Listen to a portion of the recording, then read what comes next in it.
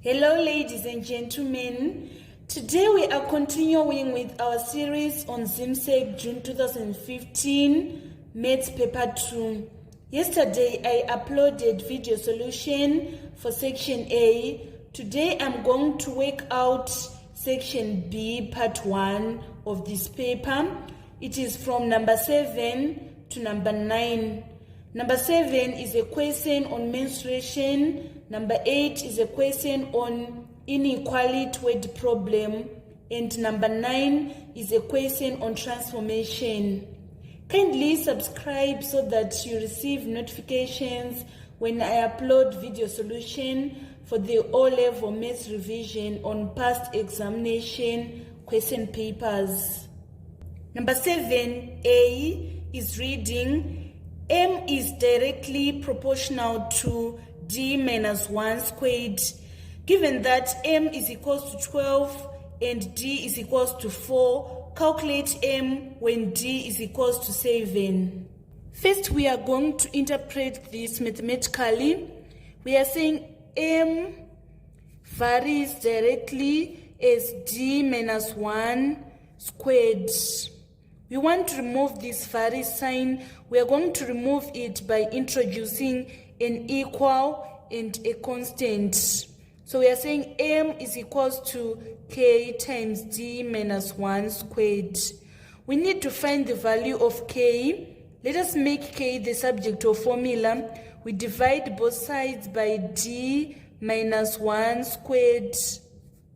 And also we divide by D minus 1 squared at the left side of the equation, so that we remain with K as the subject of the formula. Let us substitute M by 12 and then D by 4.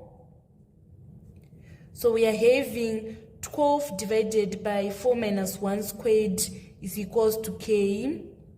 So K is equals to 12 divided by 4 minus 1 squared is 9. And when we reduce it, it is going to be 4 over 3 is equals to our K. So we are going to write our equation as M is equals to, we write 4 over 3 times D minus 1 squared. We are required to find the value of M when D is equals to 7. So it means that we are going to substitute D by 7. We say 4 over 3 times 7 minus 1 squared, which is equals to 4 over 3 times 7 minus 1 is 6. 6 squared is 36. 3 into 3, 1. 3 into 36 is 12. 12 times 4 is equals to 48. Therefore, the value of M is equals to 48. By doing this, you obtain your first 3 marks in number 7A. Let us move on to 7B. Number 7B. The diagram ABCD is a cross-section of a tobacco shade that is 20 meters long. AB is equals to BC is equals to CD is equals to DE, which is equals to 5 meters, and AE is equals to 8 meters. Calculate the perpendicular height of C above the side BD. We want to calculate this perpendicular height, so we are going to use Pythagoras theorem. If the distance from B to D is 8 meters, the distance from this point to this point is going to be 4. Pythagoras theorem states that height squared is equals to adjacent squared plus opposite squared. The height is the longest side, which is slant side. So we are going to say 5 squared is equals to 4 squared plus perpendicular height squared. 5 squared is 25. We shift this 4 squared, it is going to be minus 16. This is equals to perpendicular height squared. Now to find the perpendicular height, we are going to say 25 minus 16, which is equals to 9, and we say the square root of 9 to get the perpendicular height. The square root of 9 is 3, so it means that the perpendicular height is equals to 3 meters. In part 2, we want to calculate the area of the cross-section A, B, C, D, E. We are going to divide our pentagon into two. We have this shape which is a rectangle and this shape which is a triangle. So we are going to find the area of A and area of B, and we sum up to get the area of the cross-section. Area of rectangle is length times width. Our length is 8 meters and our width is 5 meters. 8 times 5 is equals to 14 square meters.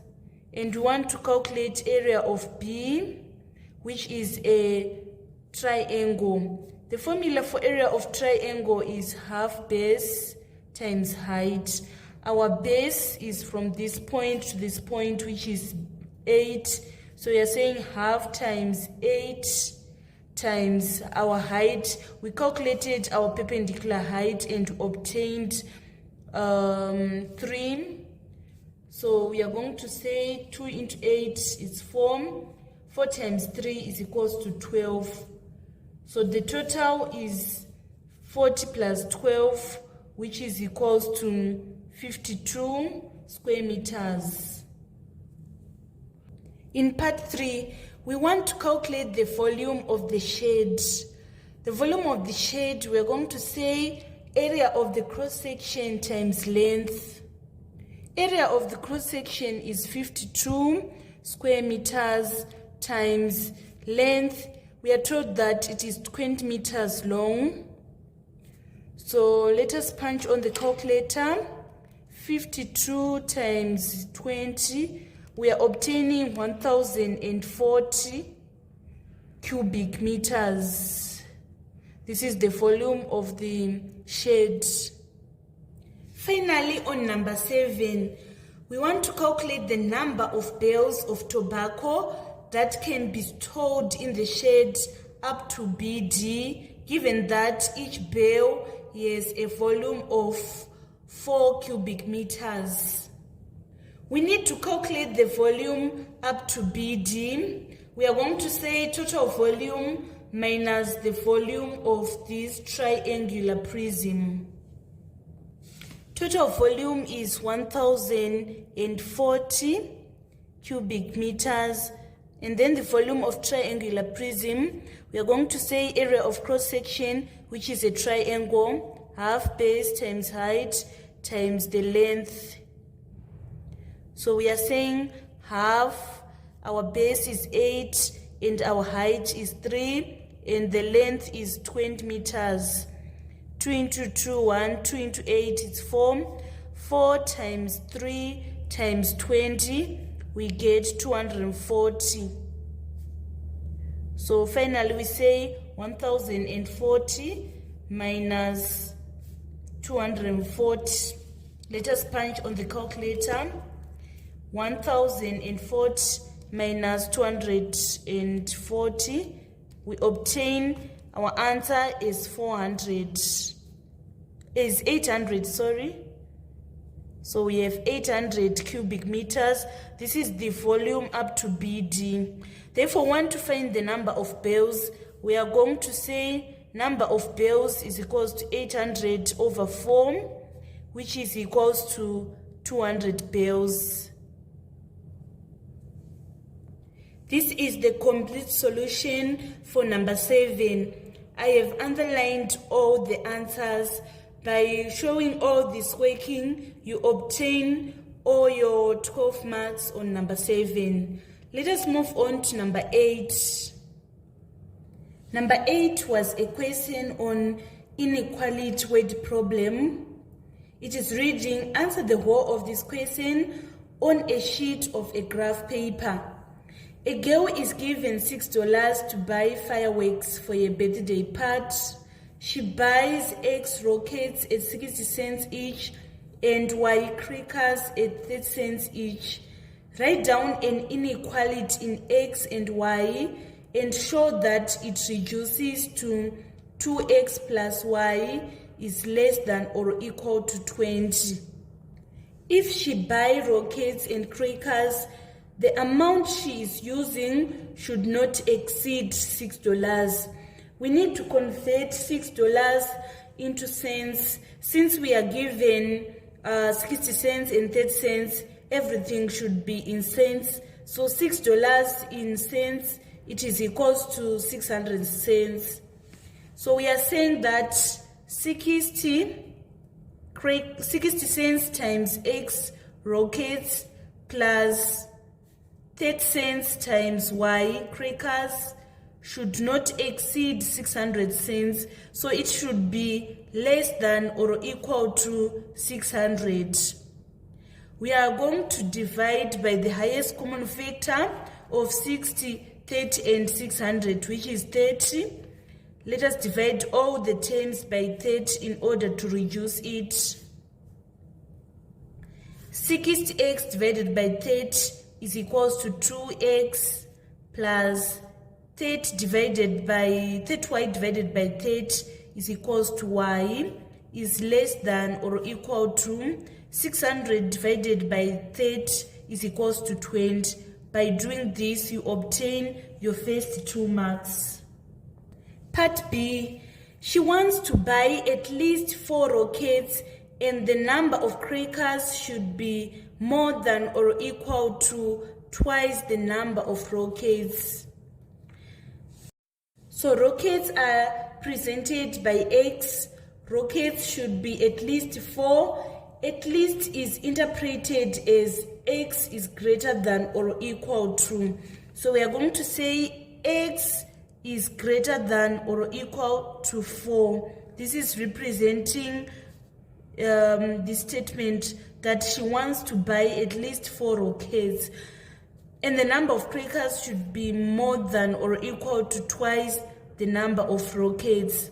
We are saying the number of crackers, which is Y, should be more than or equal to twice the number of rockets, which is 2x. By doing this, you obtain your 2 marks in part B. Let's move on to part C. Using a scale of 2 centimeters to represent 2 units on both axes, show by shading the unwanted regions the region in which XY must lie. Ensure that you use the scale that is given to represent these 3 inequalities on the graph. You should first have a table of values for 2x plus y is less than 20 and y is greater than or equal to 2x. So if x is equals to 0, let us find the value of y. If we put 0 here, our y is going to be 20. And what about if y is equals to 0? We are going to have 2x is equals to 20. It implies that x is equals to 10. We are going to use these 2 coordinates to plot the graph of 2x plus y is equals to 20. If x is equals to 0, y is going to be equals to 0. If x is equals to 4, y is going to be equals to 8. We are going to use these 2 coordinates to plot the graph of y is equals to 2x. So I have drawn the scale. 2 centimeters is representing 2 units in both axes. This is for rockets, the x-axis, and the y-axis is for crickets. First, we are going to present the easiest this one, which is the easiest. It is x is greater than or equal to 4. We need to draw the line which is x is equals to 4 first. It is going to be a bold line since it is greater than or equal to. This line is x is equals to 4. We are going to draw a bold line. and we name it x is equals to 4. So this is x is equals to 4. So x is greater than or equal to 4. It means that we want the region that is greater than 4. The region that is greater than 4 is this region, and the region that is less than 4 is this region. We are going to shade out the unwanted region, which is less than 4. I have shaded out the unwanted region. Next, we want to plot the graph of 2x plus y is equals to 20. We are going to use this table of values. We are saying if x is equals to 0, our y is equals to 20, which is this point. And we are saying that if y is equals to 0, our x is equals to 10, which is this point. We are going to join these 2 points using a ruler. So I'm going to draw a bold line because it is less than or equal to 20. So we draw a bold line. We label it. This line is 2x plus y is equals to 20. This is the name of this line. It is less than or equal to 20. So it means that the region that is above is unwanted. This region that is above, we are going to shade it out. I have shaded out the unwanted region. And finally, we have this y is equals to 2x. We are saying if x is equals to 0, y is equals to 0. So it is this point. Next, we are saying if x is equals to 4, y is equals to 8. So 4 is this point and 8 is this point. We are going to join these 2 points using a ruler. So I'm going to join these 2 points. It is going to be a bold line because we are told that y is greater than or equals to 2x. We are going to label it y is equals to 2x. That is the name of this line. Now, y is greater than or equal to 2x. We are going to shade the region that is less than. The region that is greater than is this region, and the region that is less than is this region. So we are going to shade out the unwanted region. So this is our wanted region.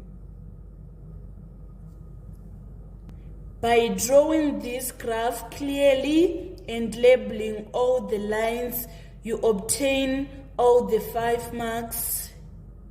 Part D. Use your graph to find the combination that uses the maximum amount of man available. We are going to try the corner points of our wanted region. We have this point, and this point. So this point is point A, this point is point B, and this point is point C. So point A is 4 in the x-axis and 8 in the y-axis. So we are going to write 4, 8 as our coordinate of that point. X is 60 cents, y is 30 cents. So we are going to say 60 cents times this 4 plus 30 cents times 8. We obtain our answer is $4.80 if we punch on the calculator. So point A is giving us an amount of $4.80. Let us move on to point B. Point B, we have the 5 in the x-axis and 10 in the y-axis. So we are going to say 60 cents times 5 plus 30 cents times 10. Let us punch on the calculator. 60 times 5 is 300 plus 30 times 10 is 600. So point B is giving us 600 cents or $6. Point C, it is having 4 in the x-axis and 12 in the y-axis. So for point C, we are going to say 4 times 60 cents plus 12 times 30 cents. 4 times 60 cents is 240, and we add 30 times 12. We still get 600 cents, which is equals to $6. So by doing this, you can now find the combination that uses maximum amount of man available. So we can see that point B and point C, they are using $6. So these are the 2 points which are using the maximum amount of man available. Combination that uses maximum amount of man is 510 and 412.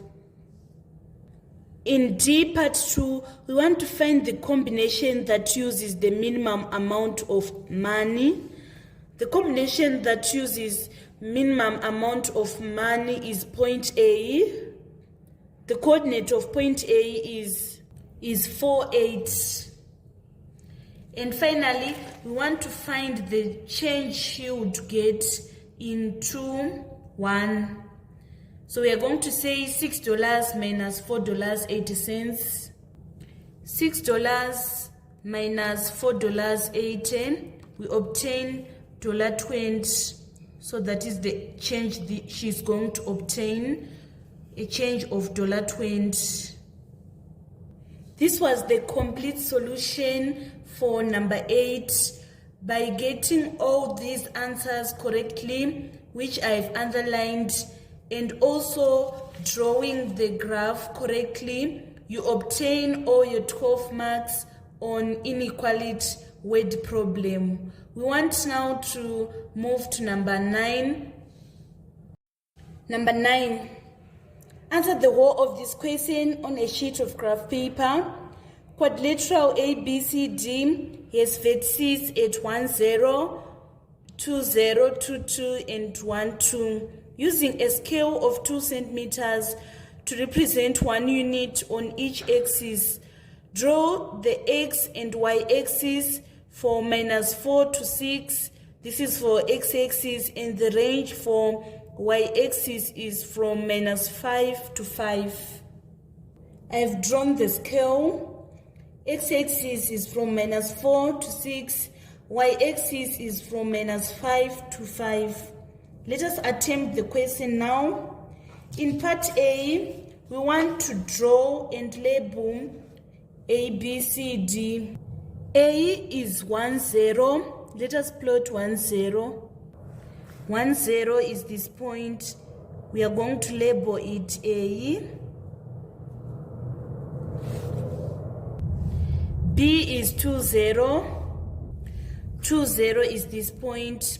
We are going to label it B. And then C is 22. 22 is this point. We are going to label it C. And finally, D is 12. 12 is this point. We are going to label it D. We are going to join these 4 points using a ruler. We have this line. We have this line. And finally, we have this line. Part A. Part 2. State the special name given to quadrilateral ABCD. We can see that it is a rectangle since these 2 sides are equal and these 2 sides are equal. So it is a rectangle. Part B.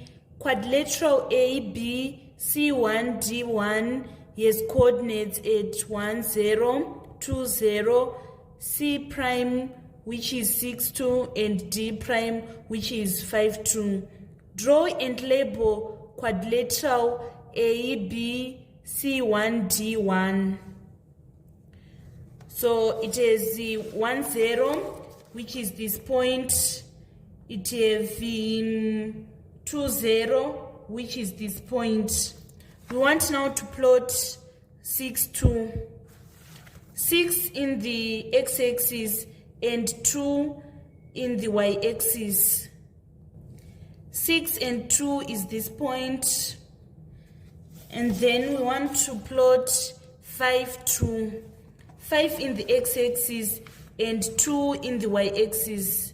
It is this point. We are going to join these 4 points using a ruler. We have this line.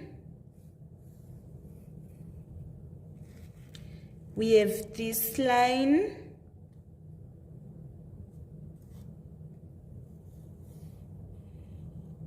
And also we have this line. Here is the C1, this point, and this point is D1. So this is the transformed image. In part 2, describe fully the single transformation that maps rectangle ABCD onto ABC1D1. Let me repeat again. Describe fully the single transformation that maps ABCD onto ABC1D1. The transformation is shear. When describing shear, you should state the invariant line and also the shear factor. To find the invariant line, we have this side D, A prime, and the corresponding side is D1 and A. So they are meeting at this point.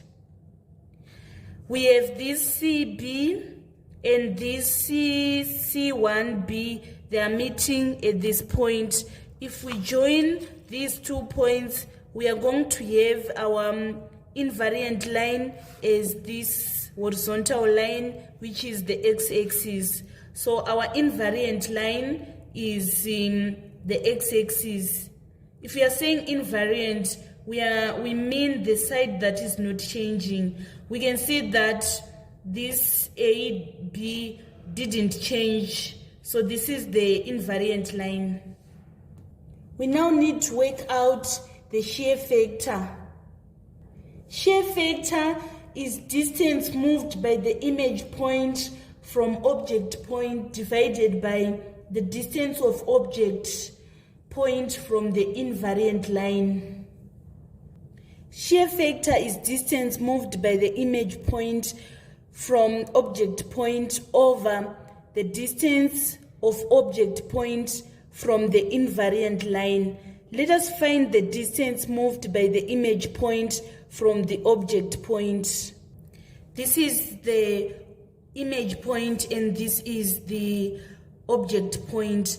The distance moved by the image, we can see that here we have 5 and we subtract this 1. This distance is 4, or we can take this C and this C prime.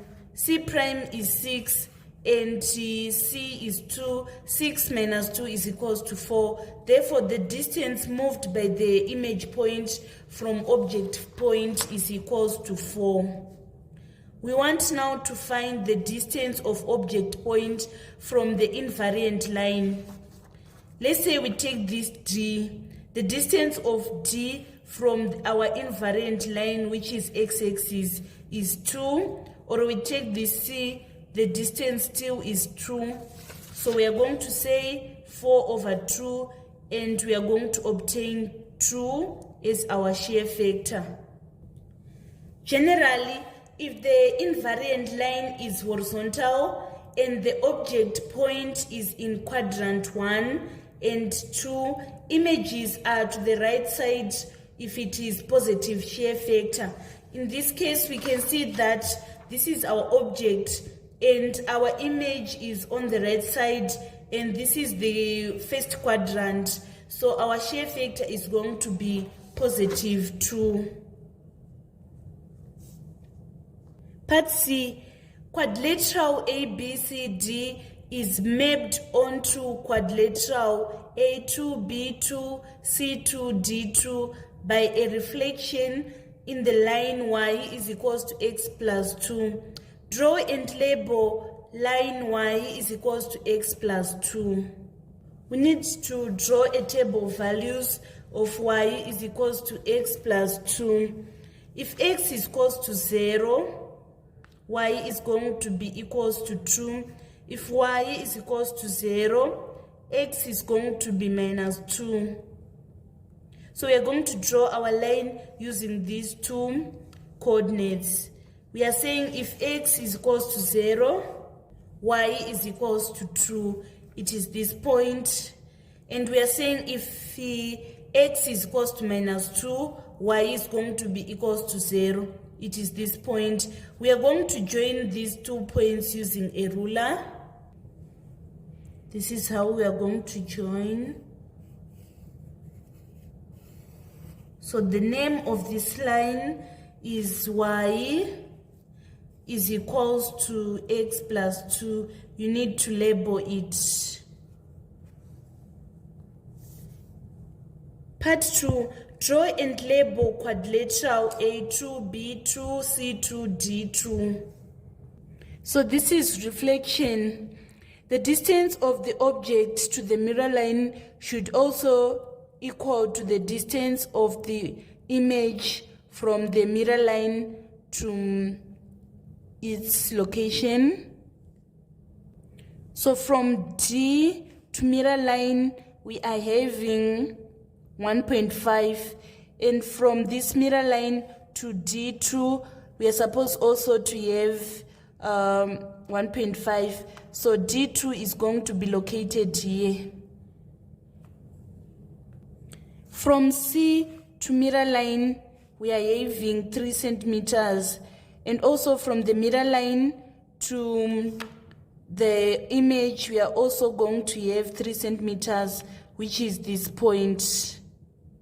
So this is C2. From A to mirror line, we are having 4 centimeters, and from mirror line to A2, we are supposed to have also 4 centimeters. So it is this point, which we are going to label A2. From B to mirror line, we are having 5.5 centimeters, and also from the mirror line to B2, we are going to have 5.5. So it is this point, which we are going to label B2. Finally, we are going to join all our 4 points. We join here using a ruler like this, and we join here like this. Finally, we join here like this. So this is our image, which was transformed through reflection in the line y is equals to x plus 2. Part D, A3, B3, C3, D3 is the image of A, B, C, D under an enlargement of scale factor -1 with -1 as center. Draw and label quadrilateral A3, B3, C3, D3.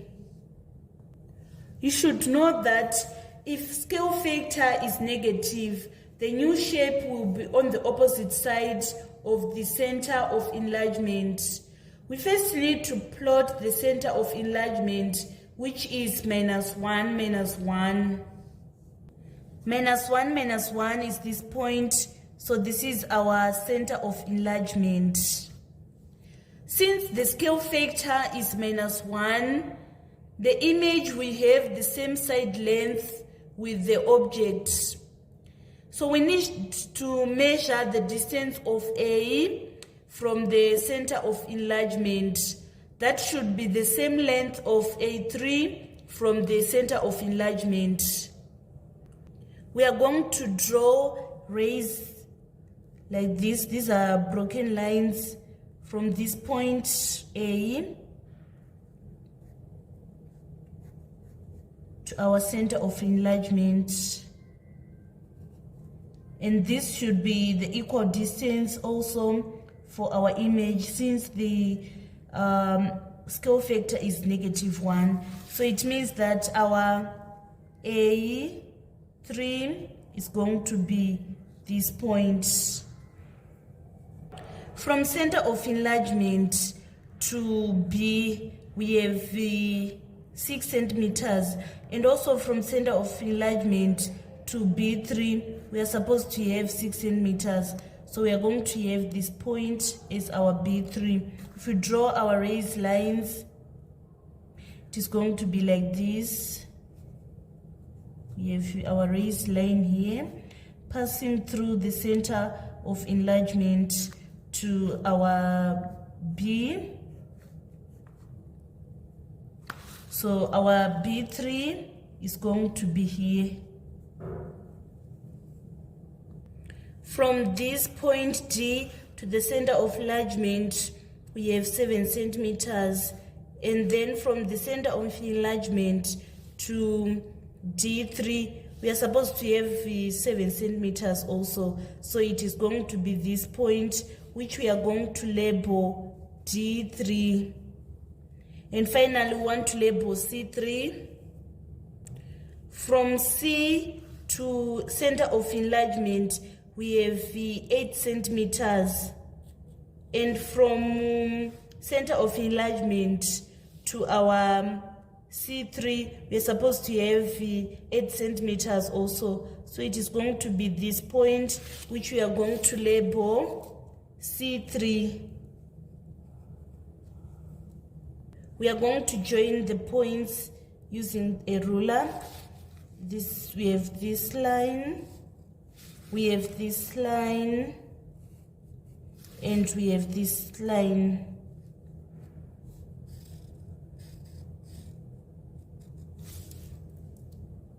This is our image under an enlargement of scale factor -1.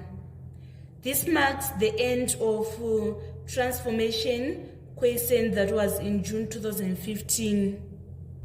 This was a complete solution for number 9. I have drawn all the images from our object, which was A, B, C, D. By drawing this and labeling clearly, you obtain all your 12 marks in number 9. We are going to end our session for today on this question. We'll continue with our series from number 10 to 12 the following day. Thank you so much, guys, for following me on this channel. Please don't forget to subscribe, like, and comment. I love you all. This is Evelyn signing out.